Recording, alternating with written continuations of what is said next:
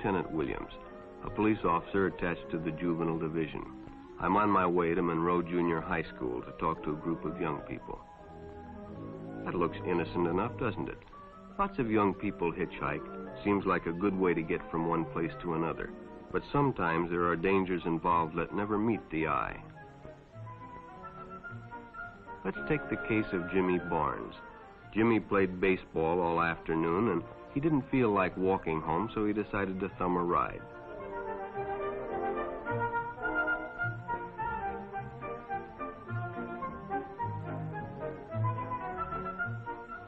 He'd done it 100 times before, and he didn't think anything was unusual when the driver struck up a friendly conversation. In fact, he seemed like a real nice guy. He asked Jimmy if he played baseball in the park often. Jimmy told him they practiced 3 times a week and played a rival group on Friday afternoon. The stranger was a good listener, too, and it only seemed minutes before they pulled up in front of Jimmy's house.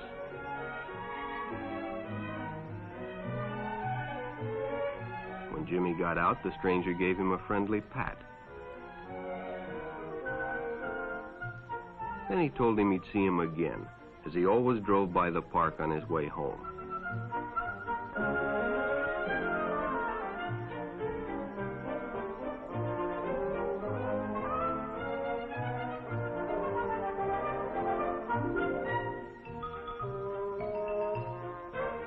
Sure enough, the following day, when Jimmy finished playing ball, well, the man was there waiting.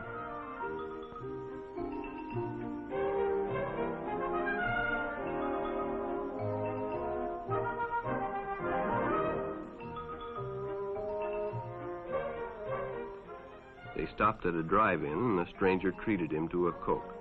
During their conversation, he told several off-color jokes, but Jimmy had heard others before, and, well, it made him feel big to so easily win the confidence of an older person.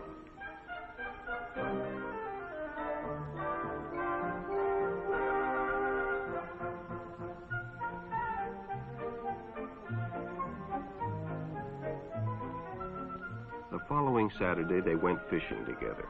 By now, they were using first names. Ralph said it was more friendly.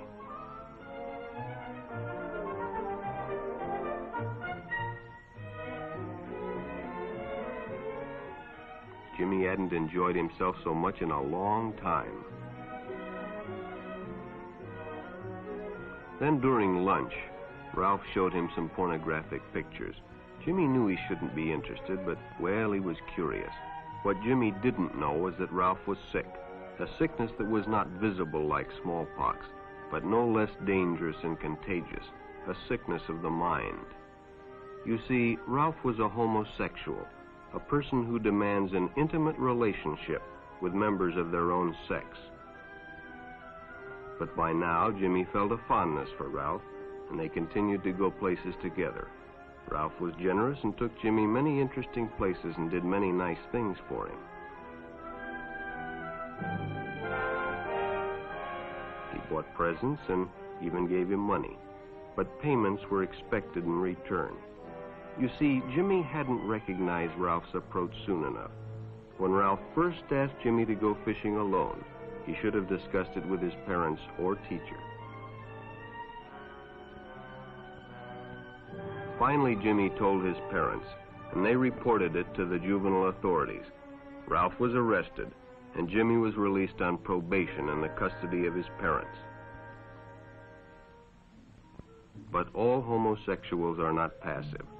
Some resort to violence, as in the case of Mike Merrick.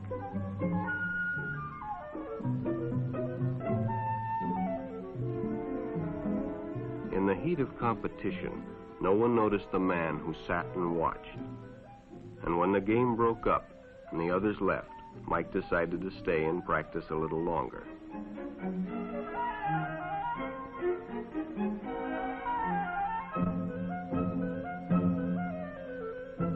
The stranger joined him.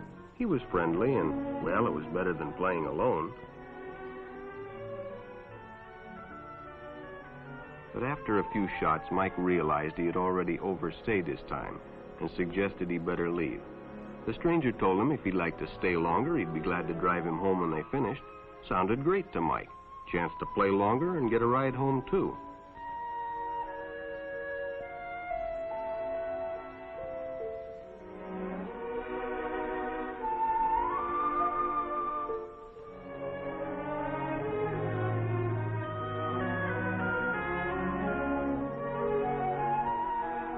When they finished, the stranger told him he'd make a fine player someday if he got lots of practice. The companionship, the praise, the friendly attitude dispelled any misgivings Mike might have had about going with a stranger. He probably never realized until too late that he was riding in the shadow of death. But sometime that evening, Mike Merrick traded his life for a newspaper headline.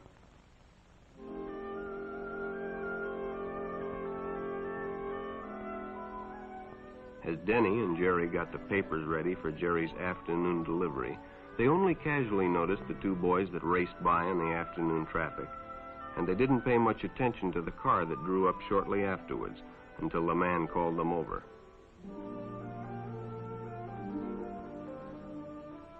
Had two boys been by on bicycles? The boys nodded they had. Could they recognize them if they saw them again? Well, Denny guessed he could. Then hop in, the man said. Those are stolen bikes. Without giving it another thought, Denny got in and the car sped away. Jerry watched. He'd been told many times, if a friend got in a car with a stranger, to write down the license number. It didn't seem to apply, but, well, fortunately, he marked it down.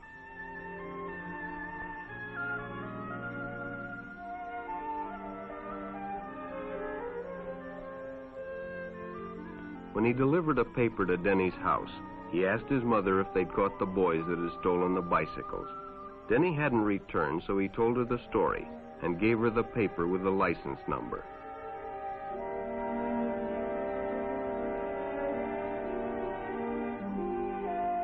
Being a careful parent, she decided to call the police.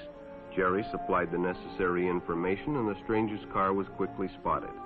It was a good example of how important it is to always get the license number and description of any stranger who takes a young person off alone, no matter what they tell you.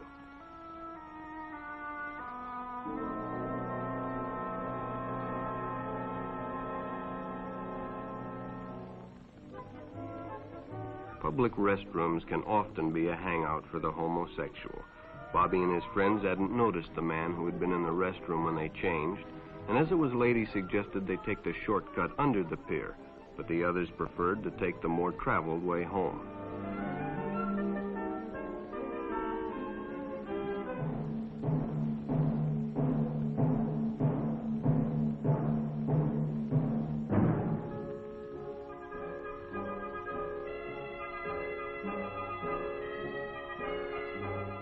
When Bobby recognized the stranger as the man in the restroom, the shortcut under the pier didn't seem like a good idea at all.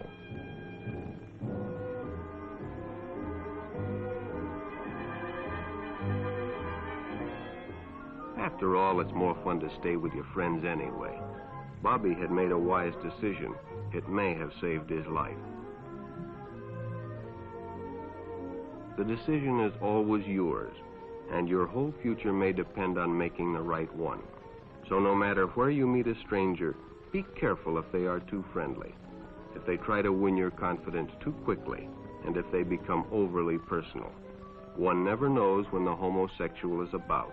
He may appear normal, and it may be too late when you discover he is mentally ill. So keep with your group, and don't go off alone with strangers unless you have the permission of your parent or teacher.